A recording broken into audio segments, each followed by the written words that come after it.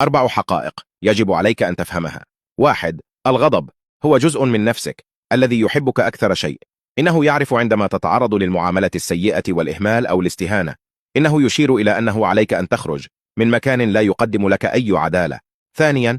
أي شيء يزعجك يعلمك الصبر. أي شخص يتخلى عنك يعلمك كيف تكون مستقلا.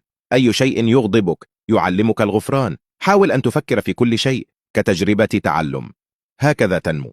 3. شخص في شهرين قد يجعلك تشعر بما لم يستطع شخص في 2 أن يفعله. الوقت لا يعني شيئا، والشخصية تعني كل شيء. 4. اقبل الناس كما هم، لكن ضعهم في مكانهم المناسب. أنت الرئيس التنفيذي لحياتك. قم بالتعيين والإقالة والترقية وفقا لذلك.